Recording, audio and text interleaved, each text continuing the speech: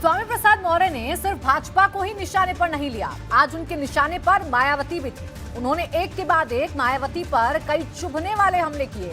स्वामी ये बताने की कोशिश कर रहे थे कि जिस भी पार्टी का साथ वो छोड़ देते हैं उसको बड़ा झटका लगता है। स्वामी का निशाना वैसे तो भाजपा पर था, लेकिन बार बार वो नाम मायावती का ले रहे थे।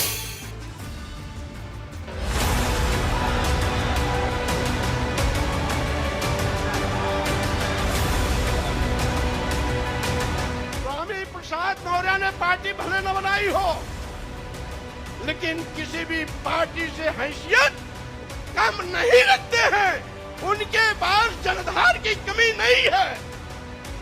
ये वो स्वामी प्रसाद मौर्य हैं जो कभी मायावती के खासम खास थे, फिर भाजपा के करीब हुए और इस बार अखिलेश यादव को मुख्यमंत्री बनाने का प्रण ले रहे हैं। स्वामी प्रसाद मौर्य ने सपा के दफ्तर से मायावती पर भी चुभने वाले हमले किए। ये दावा किया कि जिसका भी हाथ वो छोड़ देते हैं उसका सियासी कद मिट्टी में मिल जाता है। स्वामी का संदेश भले भाजपा को था, लेकिन इसके लिए उदाहरण मायावती का दिया। मैं ये भी चुनौती देता हूं, जिसका मैं साथ छोड़ता हूं उसका कहीं अता पता नहीं रहता है। हमारी बहन जी इसका जिंदा मिसाल है। जब तक साथ था बार बार मुख्यमंत्री बनती थी। उनको घमंड हो गया था, एको अहम द्वितीयो नास्ति। भारतीय जनता पार्टी उस दिन तक तीसरे स्थान पर थी जब तक मैं बहुजन समाज पार्टी में था। बहुजन समाज पार्टी नंबर 1 पर थी उस दिन। भारतीय जनता पार्टी तीसरे पर थी।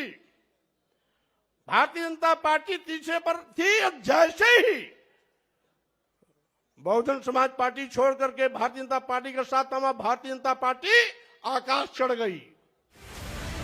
मायावती 2007 के बाद से कभी यूपी की मुख्यमंत्री नहीं बन पाई। इस बार फिर वो पूरी तैयारी के साथ मैदान में हैं, लेकिन स्वामी ने लाल टोपी पहनने के बाद मायावती को भी खूब घेरा।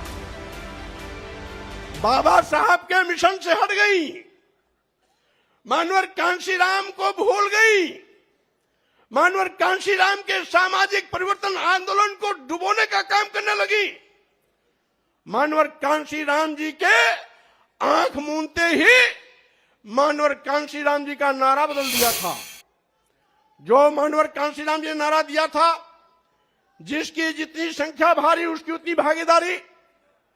बहन मायावती जी मानवर कांशीराम के इस नारे को बदलकर दूसरा नारा इजाद किया कि जिसकी जितनी तैयारी उसकी उतनी भागीदारी का मतलब थैली वालों के पीछे खड़ी हो गई। मैंने विरोध किया, नहीं मानी, साथ छोड़ दिया। आज कहीं अता पता दिखाई नहीं पड़ता उनका। दल बदलने के बाद वैसे भी नेताओं का दिल बदल जाता है। जिसकी टोपी सिर पर होती है उसी के गुणगान होते हैं। स्वामी प्रसाद मौर्य ने सिर्फ भाजपा और बसपा पर ही हमला नहीं बोला, पहली बार खुलकर अपने कद का भी संपूर्ण विश्लेषण किया। लखनऊ से रतीश त्रिवेदी, विवेक त्रिपाठी और अनुभव शुक्ला के साथ वीरेश पांडे, एबीपी गंगा।